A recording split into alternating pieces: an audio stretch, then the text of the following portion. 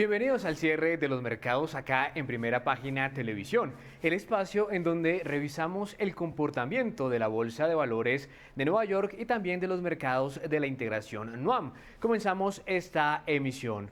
Acá vemos en pantalla cómo se comportaron los principales índices de la Bolsa de Nueva York, destacando el comportamiento del Dow Jones, que en este caso tuvo un decrecimiento del orden de 0,97% en la sesión de este viernes, ubicándose sobre los 45.578 puntos. Ahora pasemos a ver cómo se comportó el Standard & Poor's 500, que tuvo en ese caso una caída, aunque más pronunciada, del orden de 1,36%, ubicándose sobre los 6.624 puntos. Y finalmente vamos a revisar cómo se comportó en este caso el Nasdaq Composite, y que en este caso también registra una caída de cerca de 1,46%, llegando a los 22.152 puntos. Y a propósito de estos resultados y estas cifras conocidas acá en Primera Página, tenemos las siguientes noticias. El S&P 500 recortó sus pérdidas más bien este jueves y se acercó a la línea plana en medio de una caída en los precios del petróleo y la atención del mercado en el conflicto entre Estados Unidos e Irán. El índice bajaba al igual que el Nasdaq Composite, mientras el Dow Jones Industrial Average cedía puntos tras haber llegado a perder cerca de 500 puntos durante la sesión. El petróleo retrocedió después de declaraciones del primer ministro israelí Benjamin Netanyahu, quien en este caso señaló que se está trabajando para reabrir el estrecho de Hormuz. El crudo WTI bajaba más de 2% hasta cerca de $94 por barril, mientras el Brent cedía más de 1% hasta alrededor de $105, tras las fuertes alzas previas por ataques a infraestructura energética en la región. Pese al alivio temporal, los inversionistas siguen preocupados por la duración del conflicto y su impacto en los precios de la energía y también de la economía global. En el ámbito corporativo, Micron Technology caía alrededor de 2% en medio de tomas de utilidad, mientras los analistas advierten que los efectos del conflicto y las tensiones en tecnología podrían mantener la volatilidad en los mercados financieros.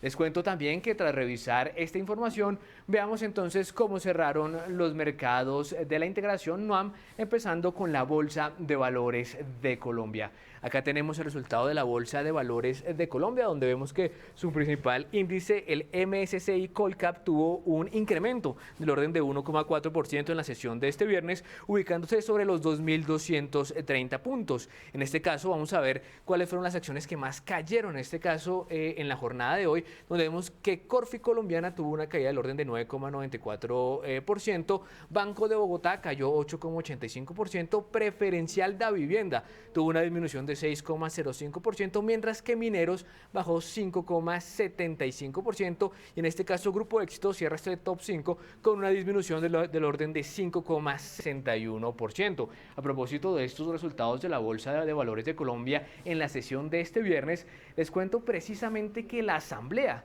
de Accionistas de Cementos Argos aprobó la nueva junta directiva para el periodo comprendido entre 2026 y 2028, con una participación de 83,23% de las acciones y el respaldo de más del 80% de los votos presentes. La composición mantiene 7 miembros distribuidos entre 4 patrimoniales y los 3 restantes más bien son independientes, en línea con las prácticas del buen gobierno corporativo de la compañía.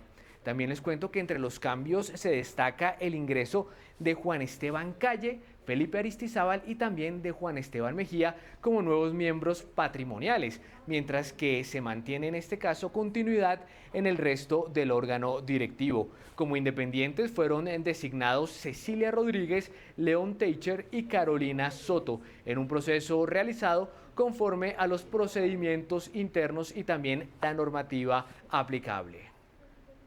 Les cuento que ahora vamos a pasar a ver cómo se comportó el mercado en Chile, y vemos acá la Bolsa de Santiago, donde su principal índice, el SP IPSA, tuvo una caída durante la jornada de este viernes de 0,39%, ubicándose sobre los 10.432 puntos. Precisamente sobre este resultado de la Bolsa de Santiago de Chile, vamos a ver cuáles son las principales noticias en dicho país. Tenemos que Credicorp Capital ajustó sus proyecciones para el sector eléctrico chileno tras el impacto del ataque a la planta gasífera de Ras Laffan en Qatar, reduciendo el precio objetivo del Colbún en 11,8% desde 170 pesos a 150 pesos por acción. La firma también modificó su recomendación para Enel Chile y Engie, pasando de comprar a mantener, aunque elevó sus precios objetivo a 85 pesos y 1.700 pesos respectivamente. El informe advierte que la mayor incertidumbre en el mercado de gas natural podría presionar los márgenes de generación eléctrica, especialmente en empresas con mayor exposición al mercado spot. Si bien la creciente capacidad de energías renovables ha reducido la dependencia de combustibles fósiles, en este caso las centrales térmicas siguen siendo claves en periodos de baja generación, por lo que eventuales disrupciones en el suministro de gas continuarían impactando al sector. Ahora vamos a ver cómo cerró en este caso el mercado en Perú. Acá tenemos que la bolsa de Lima, su principal índice, el MSCI Nuam Perú Select, tuvo en este caso una caída en la jornada de este viernes del orden de 0,81%, ubicándose sobre los 2.381 puntos. Mientras tanto, el índice MSCI Nuam en dólares tuvo en este caso una caída también del orden de 0,28%, ubicándose sobre los 1.708 puntos. A propósito de estos resultados de la Bolsa de Lima, vemos también noticias que competen a este país. Les cuento que el Banco Central de la Reserva del Perú elevó en este caso su proyección de crecimiento económico a 3,2% para 2026 desde el 3% estimado previamente, tras un mejor desempeño de la actividad productiva en los primeros meses del año. La entidad también proyecta una expansión de 3,2% para 2027, respaldada por el dinamismo de sectores como construcción, comercio y también en servicios. Asimismo, en materia de precios, el Banco Central mantuvo su proyección de inflación en 2,4% para 2026 y 2% para 2027 dentro de su rango meta, aunque identifica riesgos en sectores primarios por factores climáticos y menor producción minera y de gas. El informe señala que la demanda interna y los términos de intercambio continuarán sosteniendo el crecimiento en el corto plazo. Ahora les vamos a ver cómo cerraron en este caso los mercados, o más bien tenemos otra noticia, y luego de revisar el desempeño de la bolsa de la región, vamos ahora precisamente a mirar cómo se comportó la bolsa de Caracas. En este caso vemos que sus principales índices, o el IBC en este caso, tuvo un incremento o una caída de 0,09% en la jornada de este viernes y se ubicó sobre los 6.958 puntos. Ahora mirando su descomposición, el índice financiero tuvo una subida de 0,09%, mientras tanto el índice industrial tuvo una caída del orden de 0,86%. Ahora pasemos a ver noticias del vecino país, donde se destaca que la Asamblea Nacional de Venezuela aplazó la segunda discusión del proyecto de ley de minas tras avanzar en la lectura de los primeros artículos durante la sesión ordinaria. El diferimiento fue solicitado por el diputado Orlando Camacho, quien argumentó la necesidad en este caso de contar con más tiempo para ampliar el proceso de consulta y escuchar también a distintos sectores involucrados en el debate. El proyecto, en este caso aprobado en primera discusión el pasado 9 de marzo, busca ampliar las garantías jurídicas y atraer inversión privada y extranjera al sector minero, incluyendo, entre otros, mecanismos como arbitraje y mediación para resolver controversias, y la aprobación también final dependerá de un nuevo debate artículo por artículo en un contexto de creciente interés internacional, particularmente de Estados Unidos, por los recursos minerales del país. Y con esta noticia hemos llegado al final de esta emisión, pero ustedes sigan conectados con toda la información de Primera Página Televisión, el canal de los negocios.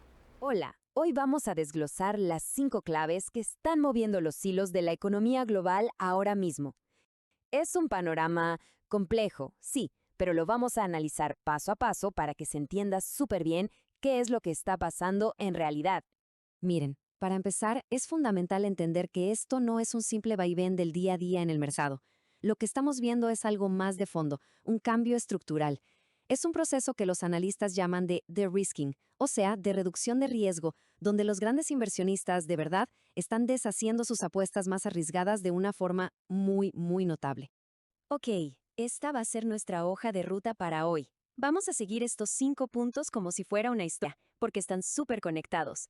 Así vamos a entender todo el cuadro, desde la causa raíz hasta las consecuencias y qué se podría hacer al respecto. Bueno, arranquemos con el primer punto, ese nerviosismo que se respira en los mercados. Vamos a meternos de lleno a explorar por qué hay tanta gente vendiendo y de dónde viene esa sensación general de mejor no arriesgarse. Estos son los síntomas, ¿no? Vemos caídas en las bolsas de todo el mundo, el S&P 500 con una racha negativa malísima, pero aquí viene lo interesante. ¿Quiénes están vendiendo? No son solo los que operan a corto plazo, son los grandes fondos de inversión, los long only, los que invierten a largo plazo. Y si ellos venden, es una señal de que están repensando por completo sus expectativas sobre la economía para los próximos meses o incluso años. Y bueno, esto nos lleva directo al protagonista principal de esta incertidumbre, el precio del petróleo. En este momento, es como el eje sobre el que está girando todo el mundo financiero. La cifra clave, la que hay que tener en la cabeza, es esta: más de $100 por barril de crudo Brent. ¿Y por qué está tan caro? Principalmente por los conflictos geopolíticos y todos los riesgos que eso genera para las rutas de suministro de energía. Ahora, esto es fascinante, porque el petróleo está empujando en dos direcciones opuestas al mismo tiempo. Por un lado, hace que los combustibles sean más caros, y eso, ¡pum!, empuja la inflación para arriba. Pero por el otro lado, un petróleo tan costoso frena las expectativas de crecimiento global, y eso hace que la demanda de metales como el cobre caiga, tirando sus precios para abajo. Es una pinza perfecta. Claro, esta subida del petróleo no viene sola. Es como una ficha de dominó que empuja a la siguiente. Y eso nos lleva directo a nuestro tercer punto, el tremendo dilema en el que están metidos los bancos centrales. A ver, para entender bien este lío hay que tener claro un concepto, el endurecimiento financiero, que no es otra cosa que lo que está pasando justo ahora. Pedir dinero prestado es más caro para todos porque los bancos centrales suben y suben las tasas de interés para intentar ponerle un freno a la inflación.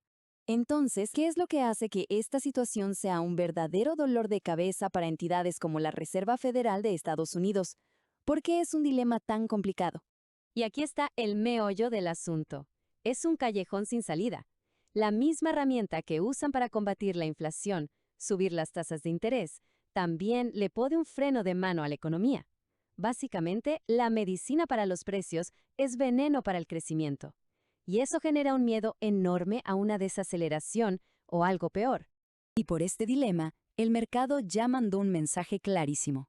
Los inversionistas ya no esperan que la Reserva Federal venga al rescate bajando las tasas de interés, ni ahora ni en un futuro cercano. Esa puerta, por ahora, parece cerrada. Bien, ya vimos el problema, la causa, ahora veamos las consecuencias. ¿Cómo le pega todo este entorno a activos tan importantes como las acciones y las monedas que tradicionalmente se consideran seguras? Y ojo con esto, porque aquí la historia da un giro inesperado. El dólar estadounidense, que casi siempre se fortalece cuando hay miedo e incertidumbre, está empezando a perder ese superpoder de ser el refugio por excelencia. El gráfico lo dice todo. Como ahora también hay dudas sobre la propia economía de Estados Unidos, el dinero que busca seguridad está empezando a mirar para otro lado. ¿A dónde? Pues a otros refugios clásicos como el yen japonés y el franco suizo. El dólar ya no juega solo en esa cancha. Uf, con todo este panorama, con todas estas fuerzas chocando, ¿qué se puede hacer? ¿Cómo se navega esta tormenta? Veamos la conclusión clave de todo este análisis. Y es que, si miramos para atrás, la historia nos da una advertencia bien seria. Hay un patrón muy claro. Las épocas en las que el precio de la energía se mantuvo muy alto por mucho tiempo, como ahora, casi siempre han sido el preludio de una recesión económica importante. Entonces, ¿con qué nos quedamos? El punto crucial es que, en este entorno, la estrategia recomendada se resume en tres ideas: muchísima cautela, una gestión del riesgo súper activa y un enfoque muy táctico, pensando en el corto plazo. Y nos vamos con la gran pregunta que está en el aire, la que resume toda la tensión del momento y que definirá el futuro de los mercados. En esta batalla de titanes, ¿qué se va a romper primero? ¿La inflación o el crecimiento económico? La respuesta a esa pregunta va a determinar todo lo que venga después.